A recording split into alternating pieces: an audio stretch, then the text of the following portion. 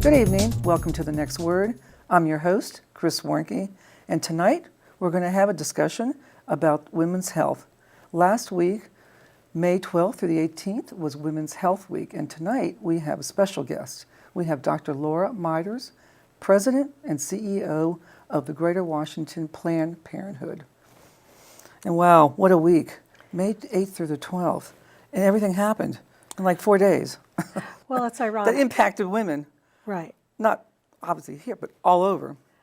Well, during Women's Health Week, in particular, 25 men in Alabama decided to enact anti-women's health bill to ban abortion, most extreme bill in the country. It's amazing. It's just so. I know Planned Parenthood does so many things, really: education, access to health care. I mean, the gamut. On the maternal health side, because I was looking at statistics recently about maternal health deaths and what's happened, during childbirth, and they've gone up in terms of deaths of mothers, especially in the African American women population. Is that correct? That is. That's startling. It's a very unfortunate statistic with tragic consequences. So the maternal mortality rates for African American women are significantly higher than any other group. It's a tragic statistic in which African American women are dying at higher rates in and after childbirth. I think at Planned Parenthood, what we are focused on is what role can we play in bringing those numbers down through providing high-quality health care in our health centers and ensuring that women get access to contraception so that we can reduce unintended pregnancy, because certainly that is a contributory factor, as well as safe and legal abortion. And that's also a tool in the toolbox with regarding when women experience an unintended pregnancy. But more than that, though, Planned Parenthood, in terms of some of these women that do come into these centers, I mean, you provide other health counseling. So the bulk of what we do, if somebody says to me, what's the greatest volume that you actually do? It's actually sexually transmitted infection testing and treatment is actually the bulk of what we do. And you'd be interested to know that 9% of our patients are men. And they're coming to us for STI testing and treatment. And then, of course, birth control provision. Right. So ensuring that women have access to every form of birth control, regardless of their insurance status or of their ability to pay. We want to make sure that that women have the options when it comes to being able to plan for when or if they're going to have a child, and also to plan for their lives so that a woman can choose the birth control method that it's right for her and her life plans. So ensuring that women are healthy going into whatever they're planning to do, whether that's STI testing and treatment, whether that's a provision of birth control, well woman care, or when a woman or a man are experiencing any sort of health problems, such as a urinary tract infection, or and the other bulk of what we do is cancer screenings. Really?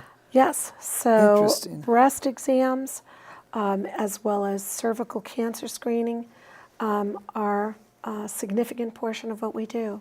What about other women's health gynecological issues like endometriosis or uterine fibroids or these issues? I mean, well, women come to us for their annual exams. They do, okay. And so our clinicians,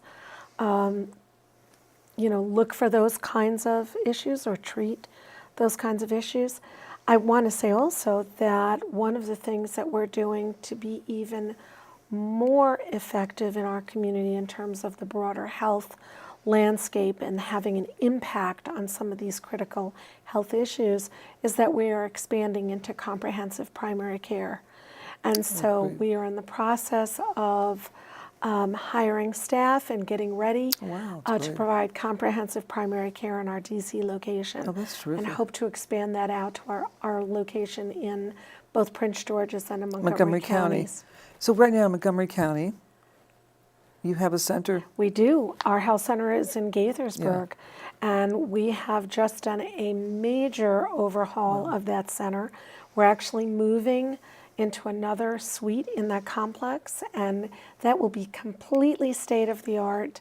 It will be beautiful. It will be welcoming, affirming, and providing the same high quality, non-judgmental care that our other two health That's centers. wonderful. Yeah. Your staff, how big is your staff, by the way? About You have 100 people Wow, so work that's for us sizable. Wow, that's at PPMW. So that's generally representative of many of the Planned Parenthood chapters. some or- are larger, some are smaller. We are one of 52 affiliates across the country. In our affiliate, for example, in our 3 health centers, we have medical staff as well as licensed and wonderful. not It's licensed. wonderful. Then in addition to our health centers that see about 18,000 patient visits a year, we also, 18,000 patients a year. In Montgomery County or in Maryland alone, we see 8,000 people in our health centers. Wow, We that's also huge. provide education services, and in our education services, we reach about 20,000 individuals, whether it's training adults who work with youth or directly to working with youth in community centers, schools, or some of our outreach efforts. So what's happened recently in Montgomery County in terms of sex education? Maybe I saw something, maybe I didn't, in terms of Title. So I think you're referring to Title 10. Right. So Title 10, for your audience, for those who are not familiar with Title 10 and might think of it as Title X, Right. it is the only dedicated federal funding for family planning services. And what's happening for for Title 10 is, one, the Trump administration is seeking to change the rules of who can be part of the Title 10 safety net. And what does that mean? So Title 10 is family planning subsidies to health centers to provide services, family planning, preventative services to low-income individuals.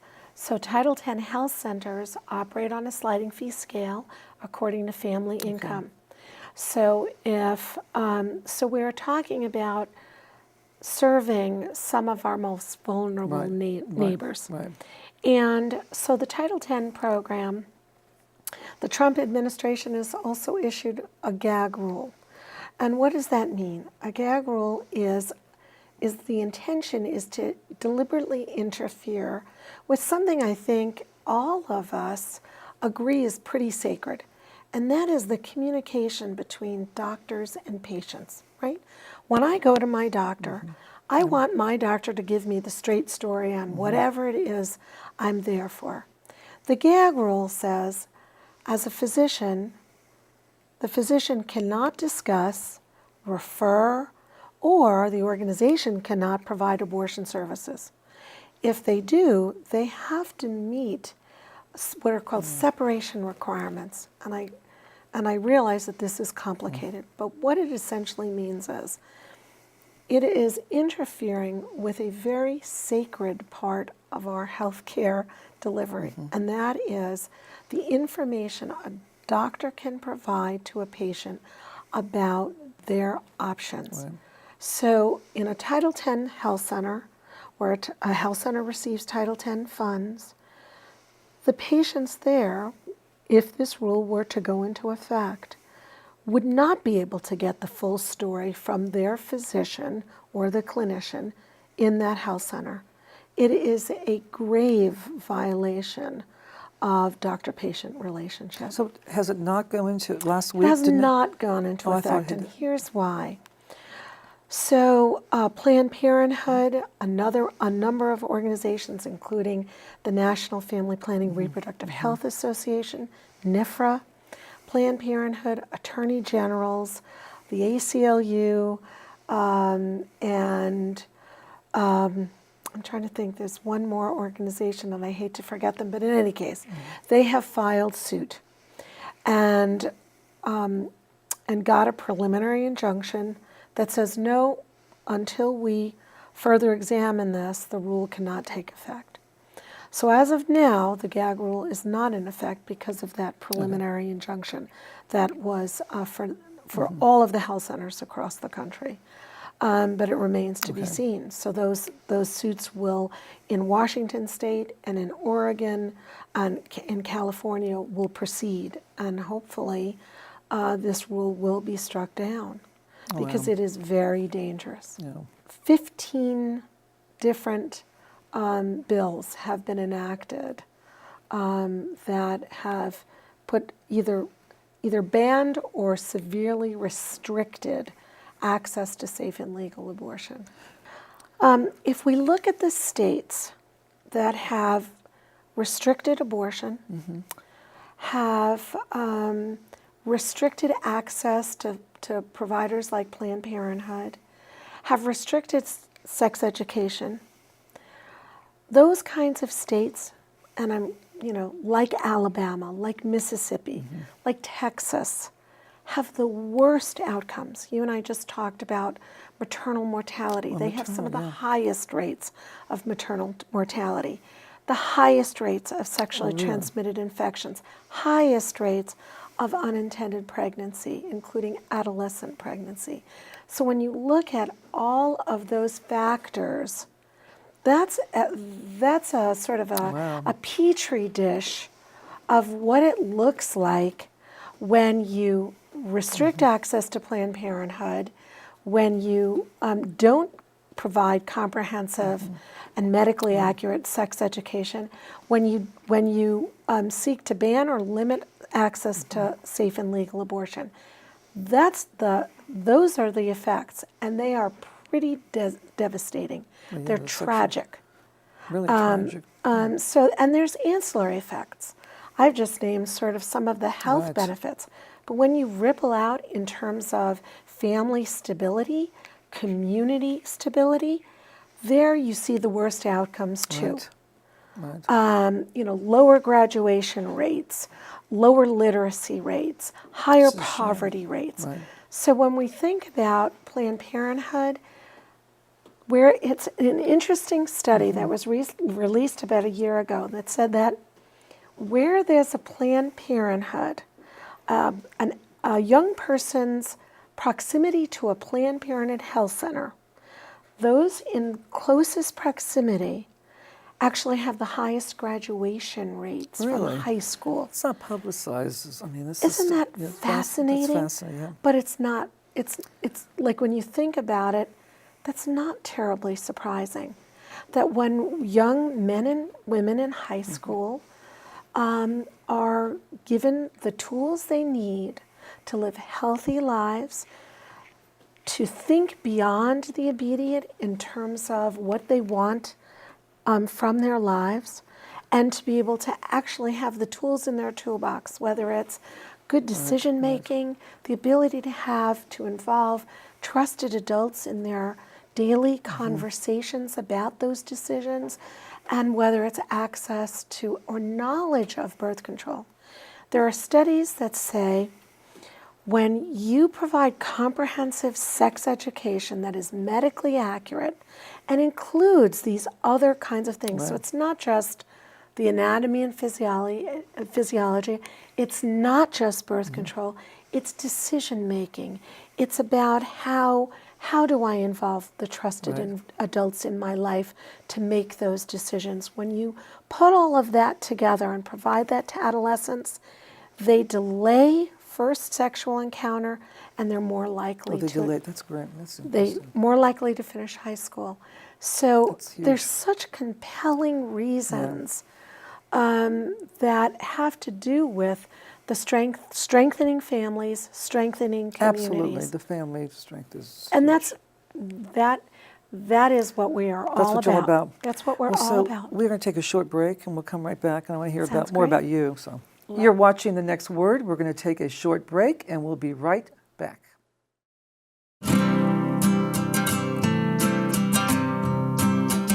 every day across America. Excess food is gathered by a network of good people at local food banks, giving hope to millions of children who struggle with hunger. They've earned their wings, and you can too.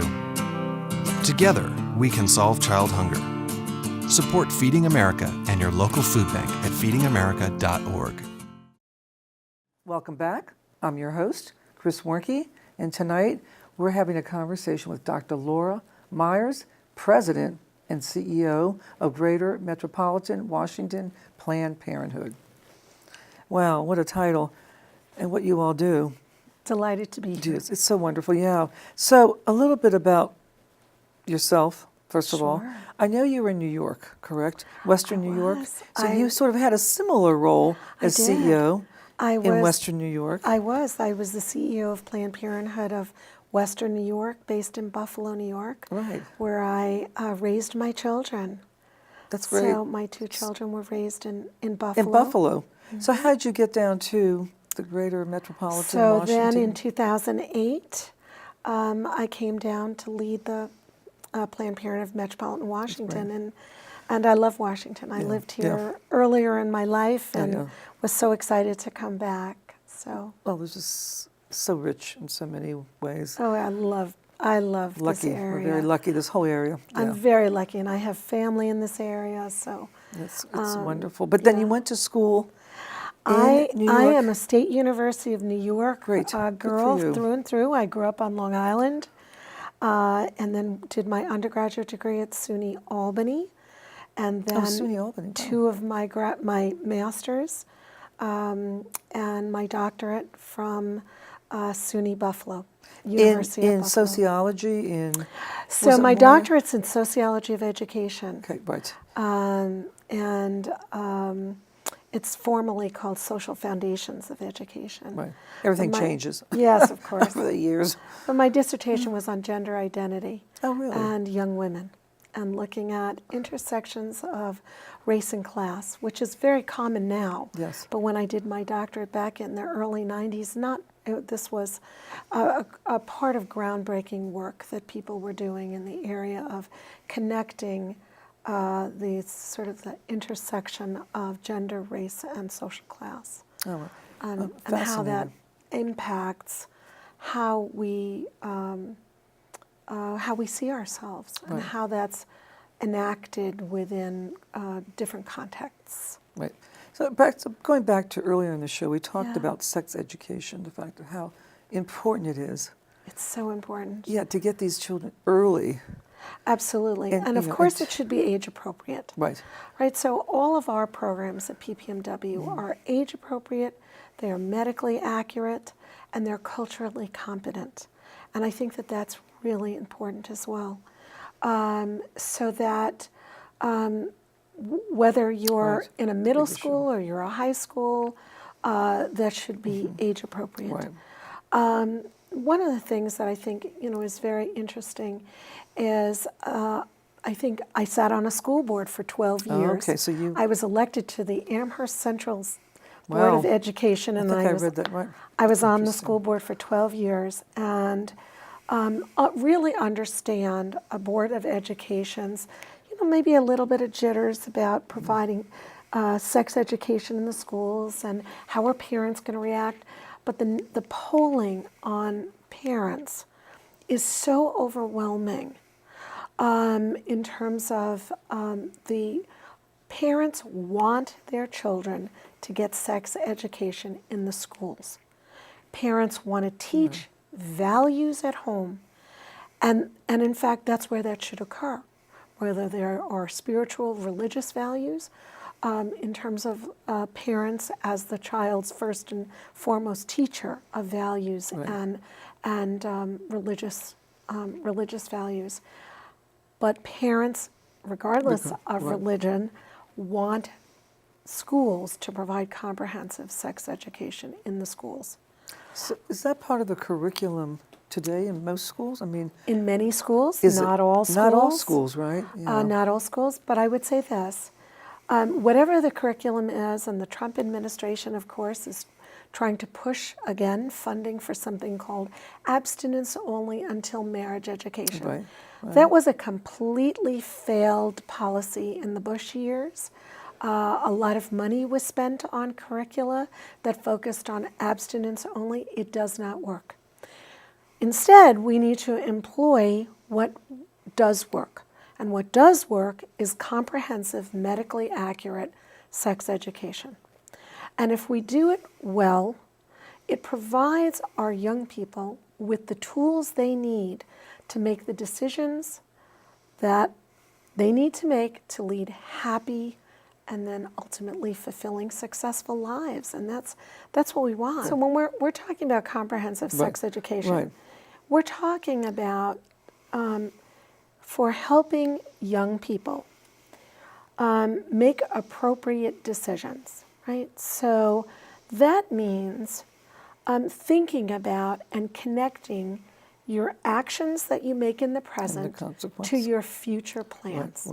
And the consequences of those actions now to whatever your plans are in the future, right?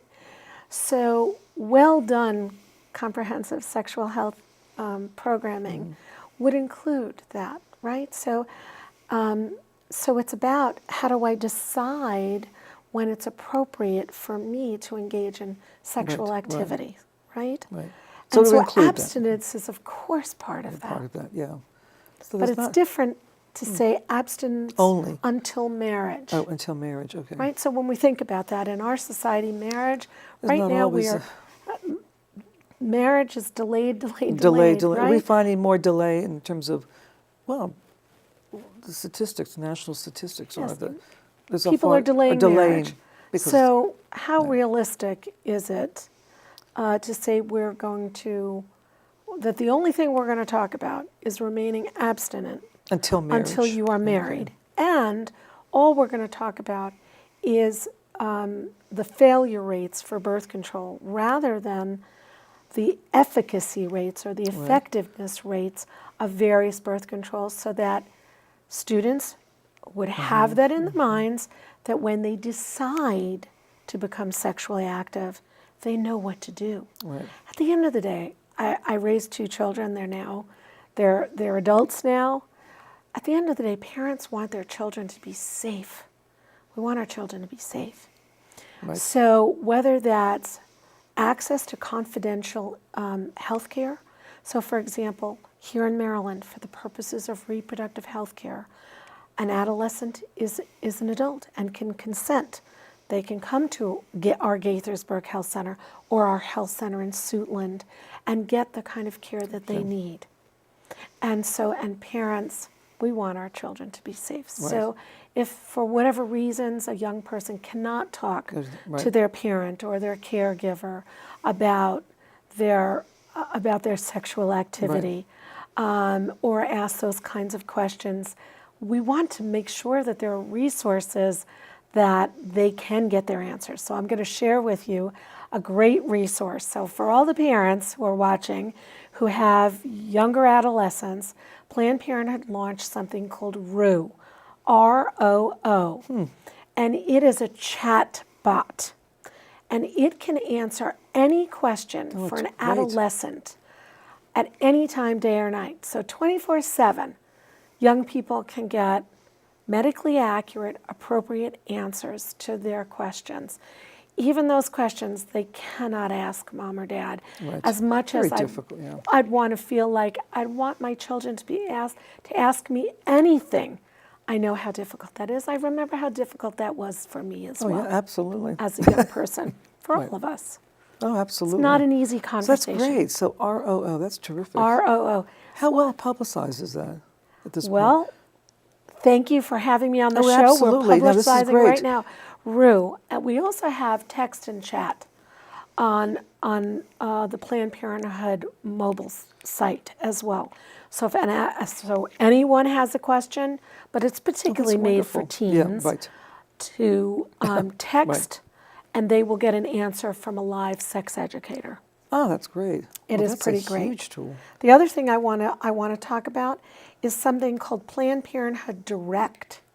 And that is a mobile app. You can download it on the App Store, And on that app, a woman can get oral contraceptives, meaning the pill, Right. and treatment for a urinary tract infection. And so you can get the pill and a UTI treatment without coming into a health center on your mobile phone, Wow, 24/7. that's huge. It is great. Oh my God, it's huge. Yeah.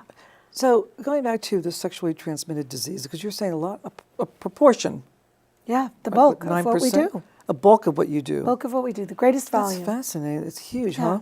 Yeah, I it mean, is. Do you see, is it becoming, is it greater than it was, let's say, 10 years ago? I mean, you find Well, I think the numbers certainly, so certainly a couple of things have happened, right? So we've seen the rates of sexually transmitted infections skyrocket among adolescents. And the CDC did a study several years ago that indicated 1 in 4 adolescent girls in this country between the ages of 15 and 18 had a sexually transmitted infection.